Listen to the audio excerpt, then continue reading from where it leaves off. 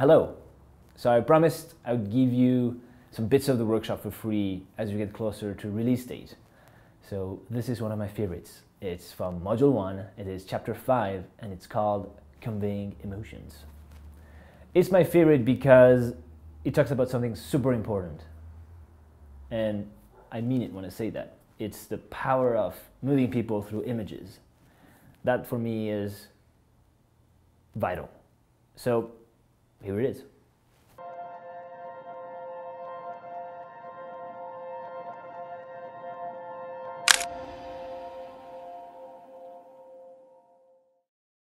Conveying emotions.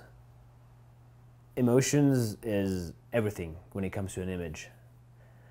Being able to move people through photography is probably my greatest pleasure in life.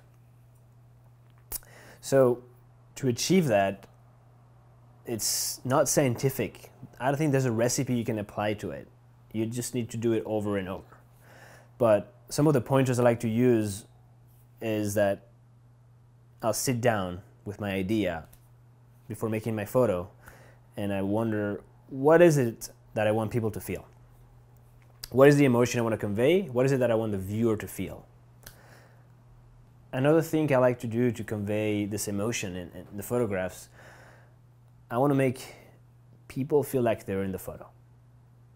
So I like to include a subject always, whether it's far or close. I don't have to see their face all the time. And the scale is important here. I like to, because I think that nature is so much bigger and stronger than us, I like to have people be kind of dwarfed by the landscape. So big mountains, big trees. It's all about feeling small in this big world, because that's the way I feel. To convey emotion, you need to feel your photograph. So how do you feel that photo?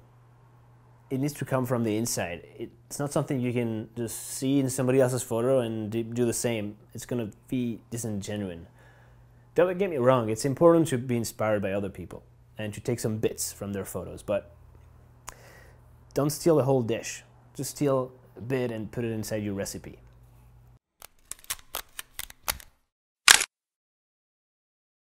So in this photo, I was on a kayak on a lake and there's this lone tree very way up there in the mountain. So I turned around, got back to the car and grabbed my 100-400 because I saw that tree, that lonely tree, like one of 1,000 in there. So I zoomed in pretty close and that's the way I felt in that place. So I was like, oh, this tree is kind of like me. So that's what I wanted to show in this photograph.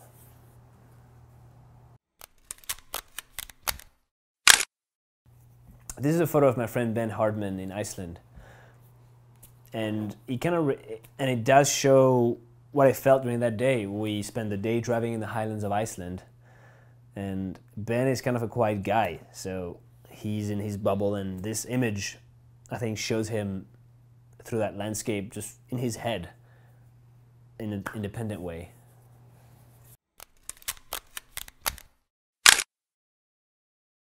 This is a photo of Julian. That's the end of the day in the Swiss Alps.